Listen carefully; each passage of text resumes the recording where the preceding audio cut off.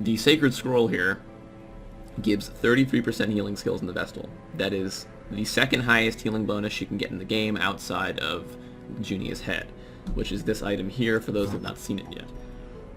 Actually, no, I'm sorry. I thought Junia's Head was 40% healing. It's not. Never mind. So Junia's Head is 30% healing and 20% stress. Nope. Okay. Well, the Sacred Scroll is even better than it. It's the highest healing bonus in the game. But instead of giving her plus 20% stress, it gives her negative 10% stress.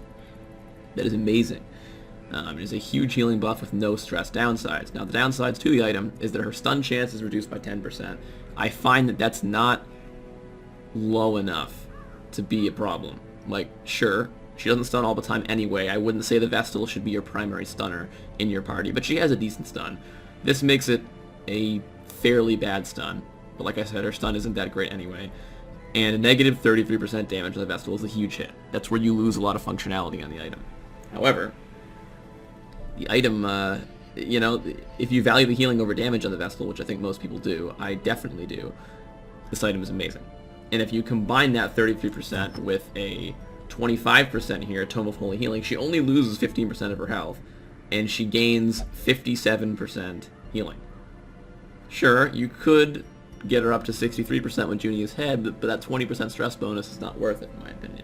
So a very good item. Sadly, we can't get it this time. Instead, we're going to go kill the Fulminating Prophet. We fought the Prophet before on this channel, but that was a long time ago. And this guy offers my favorite item in the game, a second Martyr Seal. So we're not going to need more than 2 of these, but ideally, I might run 2 in the Darkest Dungeon, one on each frontline tank. They're very good. I've talked about this item before, why it's so good. I'm not going to go into depth in this video why I think it's amazing. You guys can read the stats on screen. I mentioned it, I think, in episode 9 or 10, of why the item was completely, insanely good. And the devs have changed it a couple times. So we will not be taking the original party, though. I would have taken my Arbalist, but we can't because she's too high of a level. This is the error you get. Without challenge, how am I to improve? So that's what happens when you have characters that are over-leveled. That's why those resolve level ones in the town, I hate them. I mean, on paper it's great, you gain a free level, but it can screw up management of characters. So we're going to take our original 3 here, Zach Kimbo, Blobsville, and our high-level man-at-arms, and we're going to be grabbing our highwayman down from Richmond's party, I believe. This highwayman may have been in Mama Italy's party, I don't remember. But we're going to grab him, throw him in here, and this is our new party. Once they all hit rank 5, I'll bring our Arbalist back, but I want to get this mission done. It offers us a great item, gives us another chance for a boss kill. We're coming up on a town upgrade, but it's really good. We almost had the guild at rank 5, which once I put it at rank 5, I can start spending all of our remaining portraits on getting our training regimen maxed up, so skills cost half cost. And our blacksmith is done, thanks to the upgrade in the last video, so I can start putting points when I get deeds into the furnace. So we just need a lot more crests, and that's pretty much all we need right now is a ton of crests. Other things are less important, so we're going to go for those. Now, this party here that I already have laid out, actually, before I do trinkets, I should buff them, because they're going to stand no chance against this boss without buffs. The party's pretty strong, but I want to make sure that they're as strong as they can be. I don't believe I can get any of them rank 5. Yeah, I can't get any of their rank 5 skills. We're going to be running Zach Kimbo not in 3rd position. He's going to be in 4th position, so Incision's going to be useless. I'm thinking in this situation we'll give him Battlefield Medicine if we need it. It might be worth taking. And how about our Highwayman? Alright, he's set to go. 4 upgrades. We should have enough money in this episode to actually bang out some good upgrades, so let's get everyone to rank 4-4. It's going to be 6k each. We can afford that. I should guarantee we have this dungeon beaten. You can tell the upgrades come at an extremely high cost at this point in the game. I'm spending 6k per character here.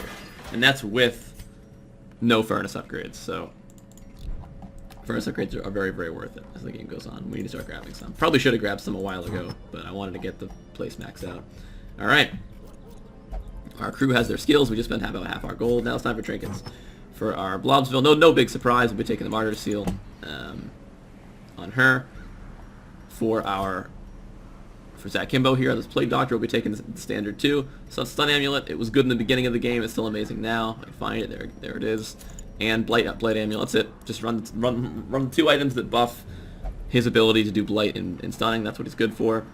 Our Man-at-Arms is going to be taking, actually let's go to our Highwayman. Our Highwayman is going to be taking the Gunslinger's Buckle and the Camouflage Cloak for some really high dodge.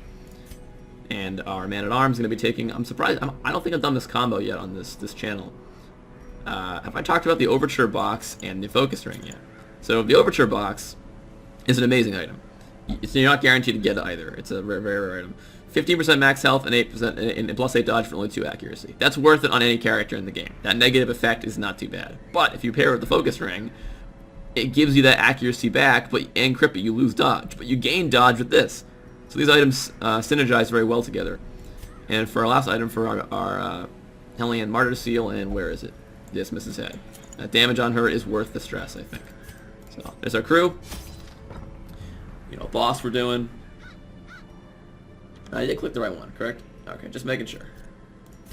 Alright, I thought for some reason that was a different mission than the boss one. Alright. Standard loadout, we are going to be camping, so we're going to take all but 4 food. 3 shovels in the ruins. Shouldn't need a 4th because it's a medium run. Herbs are okay here. We'll take 3 keys. Holy water is especially good here because there's a curio for it. Take our standard 16 torches or 14 torches for medium, and we need bandages here. I'm gonna take 1 just in case. Alright. Let's embark. This raving creature had to be silenced. But doing so proved maddeningly impossible. Had he survived the stockades, the icy waters, and the knives I delivered so enthusiastically into his back? How had he returned time and time again to rouse the townfolk with his wild speculations and prophecies? Alright. Here is the prophet. The echoes of his mindless tittering reverberate maddeningly. Alright, and here we are at the entrance of the dungeon. So this dungeon is actually interesting. The boss, I believe, has to be here, because that is five rooms from where the player spawns, which means this entire part of the map is empty, and we'll come back for it later. So, it's going to be a very weird dungeon. I talked about earlier in the run how maps work like this. So, time to find out if I'm completely wrong. It happened once earlier at the Swine King, where I completely forgot that he was going to be in that corner. So the boss should be down in this room here. My cursor is hovering over. If he's over there, this is going to be particularly bad, because we're going to have wasted all of our stuff in camps before here. Unless we get a scouting paint. I don't know. But that was fast. Okay. 2 bone conscripts and a gargoyle. Okay. Kill a gargoyle. Probably a good chance of killing them before he acts. No, crash the 2. Alright. It's a stun. And moving. Okay, great. This guarantees he's dead. Do I want to do anything else? Yeah, we just want to get rid of you. Yep. Alright. Annihilated. Bump in the night. Not really a big threat.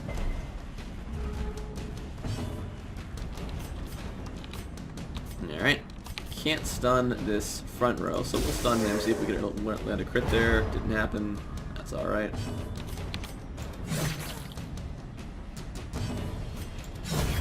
Decimated.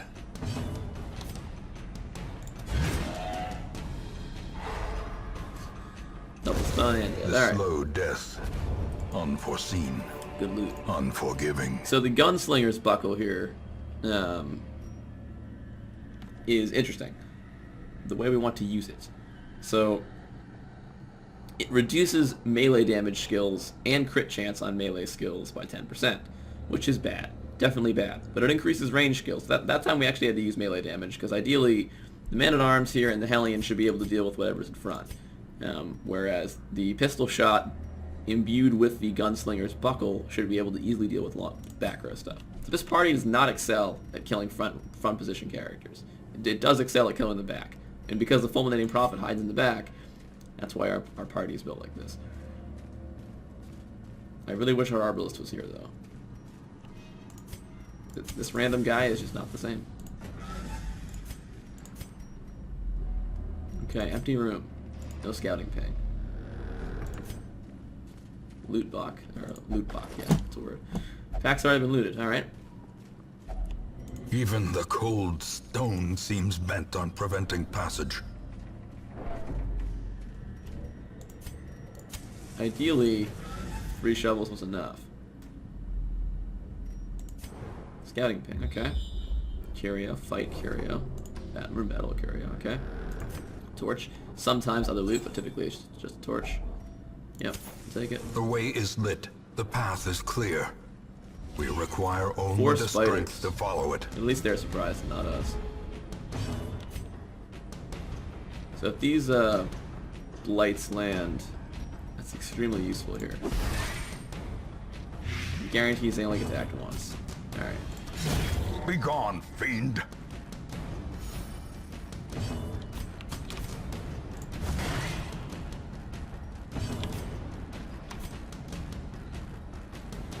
Want to kill this target, or want to make sure these can't act a second time? Let's use our Highwayman for what he's meant for.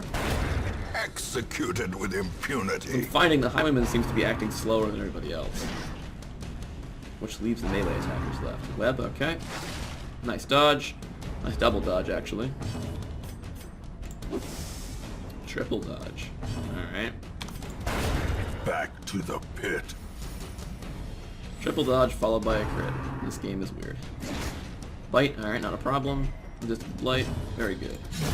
Another abomination, cleansed from our lands. Great, we picked up a second emerald there, which is awesome, and 6 crests. That was very good loot. As the light gains purchase, spirits are lifted, and purpose is Okay. made clear. They're surprised. Hopefully our Hellion goes at some point. So if we want to blight both of these guys. Of course he dodged it. Alright.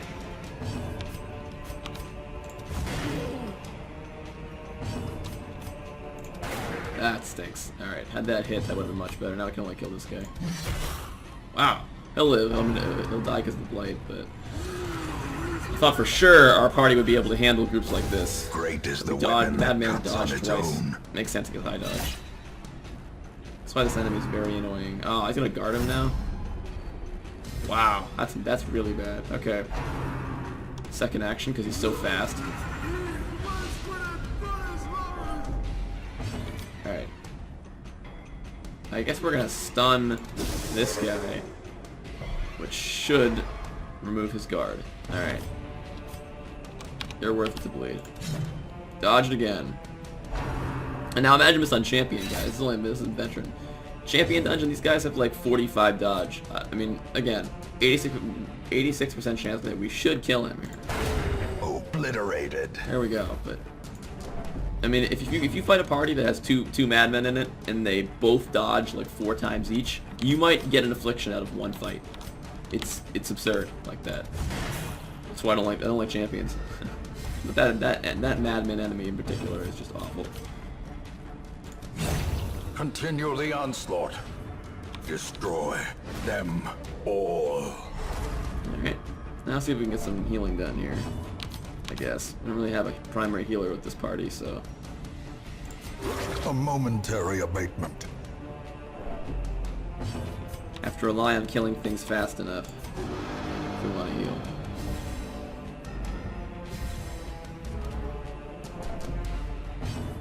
Guarded. Who's guarding you? 22% damage while guarded. Interesting. Alright, unless I'm missing something, I don't know who's guarding here. That's an irrelevant notion. Let's have the Hellion destroy this guy.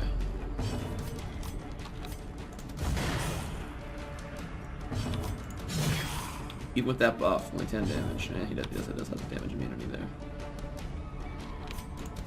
Press this advantage. Give them no quarter.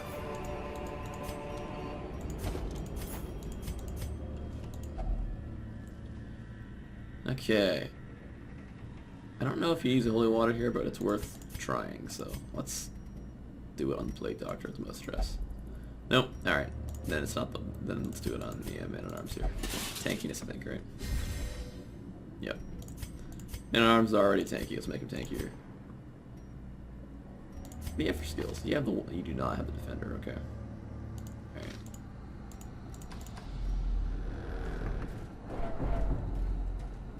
Hunger Pain, not a problem. Camp here. Bone Spearman. Have I run into this enemy yet? I think I have. They're particularly nasty, so we want to stun him. Who has a faster speed? Marksman does.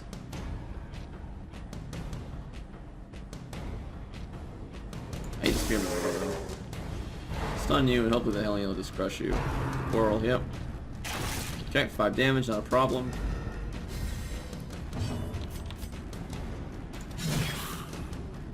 Damage, alright, respectable.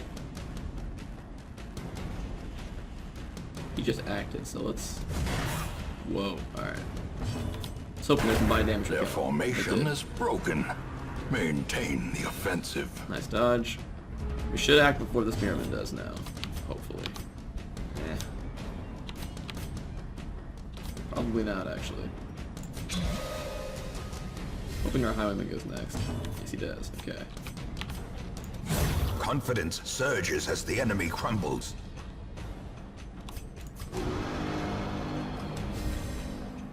That's another great thing about the Man-at-Arms. If you can't do anything, like because the enemies are stealth or stuns or whatever, just buff your whole party. It's pretty great.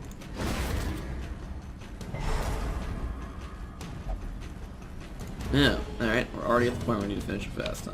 Let's do that then.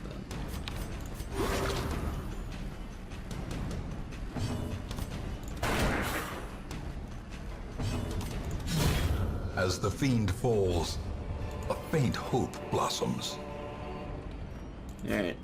Chance of holy water being useful before boss fight. Not likely, but anti-venom's even less useful, so we'll drop that for the crests.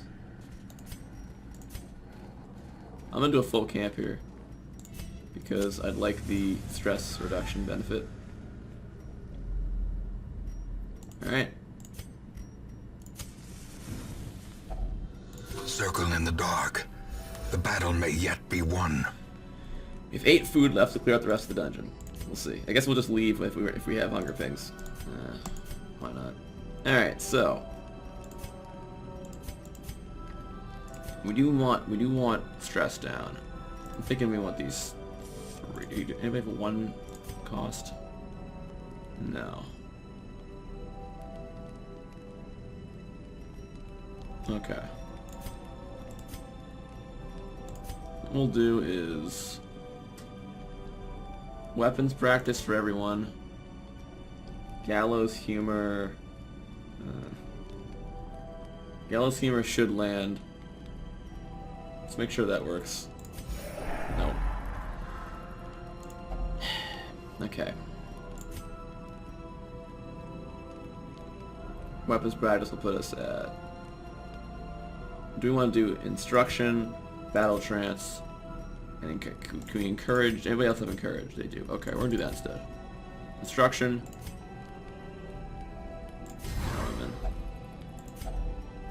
Battle trance. Encourage. Okay. That's not too bad. We're okay healing wise. Ideally we don't get a fight here. In Radiance, may we find victory. Alright.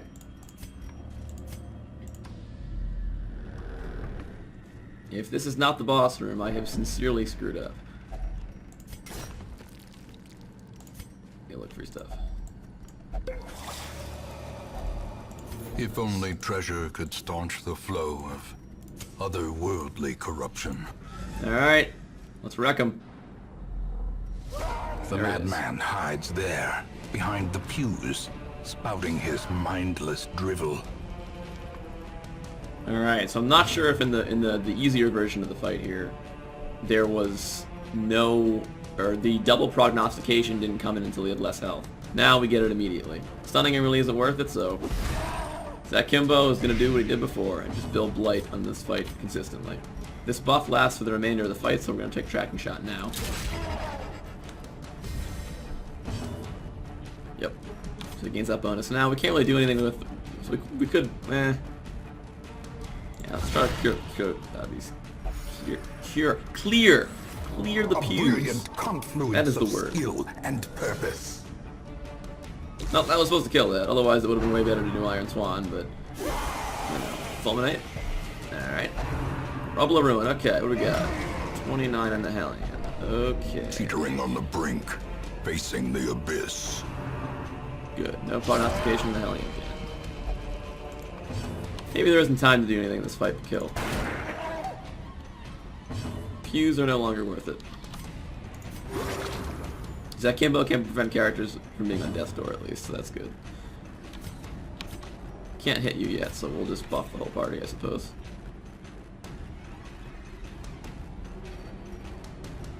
Because I want Iron Swan to be useful. Iron Swan's a huge damage amount, so we're actually not gonna break any pews then, so we can keep Iron Swan in the game. Because if this pew breaks, then Iron Swan is no longer usable. It's a good damage source. Rubble and Ruin, alright. We can race him, I think. Prognostication of the Hellion is great, because, well, she is stunned, though. Could use some crits in this fight. Eye on you, alright. What's the stun chance? 120? Yeah, not likely. That's how we lose. Okay, we can't really heal. Retribution's pointless, I think. No, it's not. It's not. Let's see. Accuracy and crit. Yep. We gotta be critting more often here. Rebel of Ruin. That's good. That'll put her on death's door. Unless she dodges. Fantastic. Alright.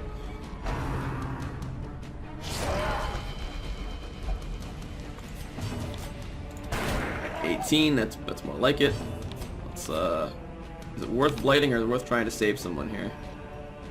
They're probably gonna die anyway, so let's keep buffing the Hellion for damage, or is it worth to blight the boss instead?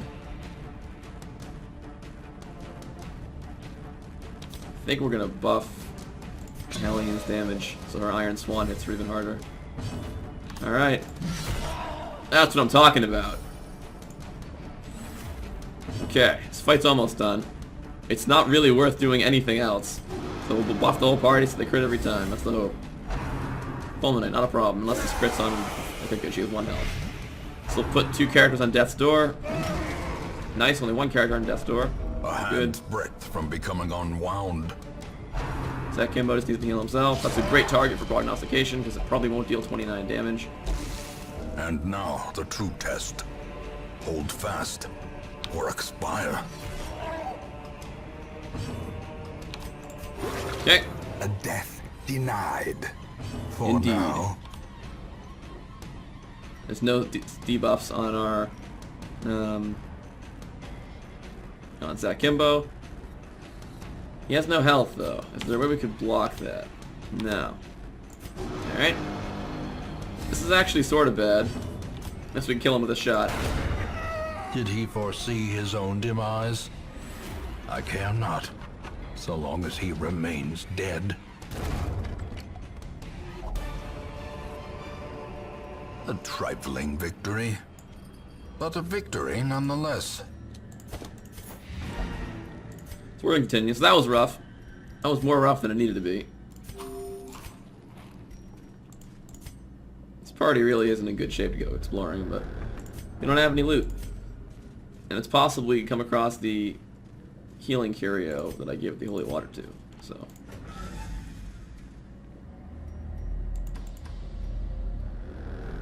trap. 60% trap disarm Zach Kimbo, but it's not worth taking the risk, I don't think, unless the Hellion's got a higher. No, she doesn't. We're gonna trap disarm with the character that knows what he's doing.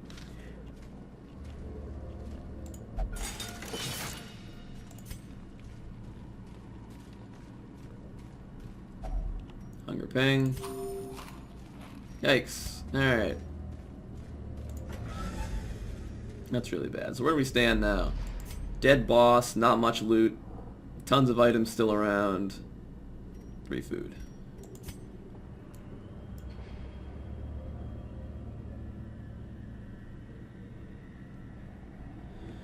We're gonna get stressed out if we get a hunger ping, and it's gonna put us on. It's gonna put Hellion and Zach Kimbo on death's door, but they won't be dead.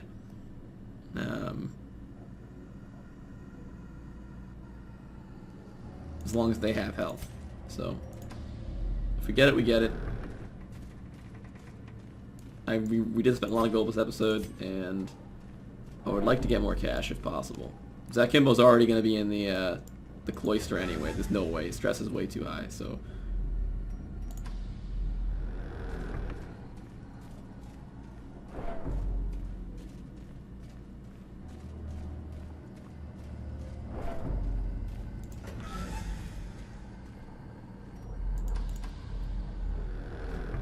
And there it is. Alright. I think it's the first hunger ping in the playthrough. We didn't have enough food for it, so I guess we're leaving then. That stinks. To fall for such a little thing. A bite of bread.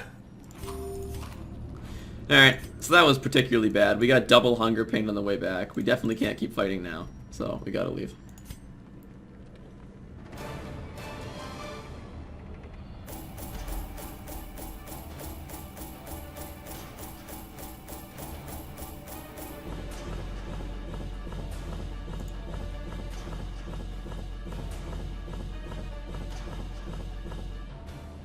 Alright, this is one of the worst runs this party's had. Apparently, it wasn't enough to get this Highwayman to rank 5 yet. Great. Alright. Blobsville picked up. Faded to replace Last Gasp. Faded's pretty bad. I'm not sure how bad Last Gasp is, but... Rabies. Do I want to keep Rabies on Blobsville? That is a question. I might not cure that. That is an ability that is questionably good. A disease, I should say. Irrepressible over Tough. Okay, Tough's pretty good. Irrepressible's good as well, though. Backtracker's lame. Automatonophobia. Ugh. Alright. That was a lot of work for a Martyr Seal. Hopefully it was worth it. Let me share with you the terrible wonders I have come to know. Ah. Well then, I guess I'm not going to end this episode right here. Unless it stole everything from me. Which did not. Okay. Cool. So now, before this episode is over, I gotta talk about the Shrieker. So, before I do that, let me fix these people up. Zach Kimbo needs treatment. I would say Blobsville needs treatment.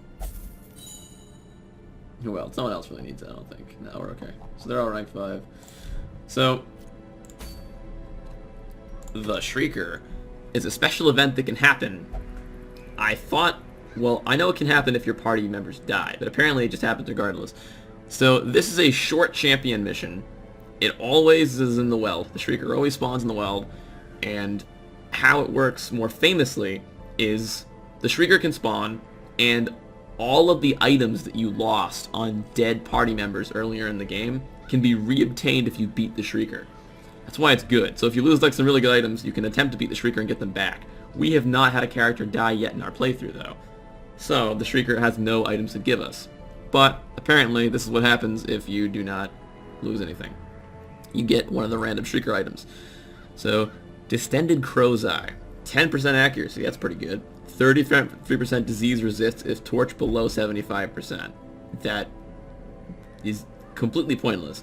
15% scouting chance if torch is below 50%, again, weird, and 15% stress.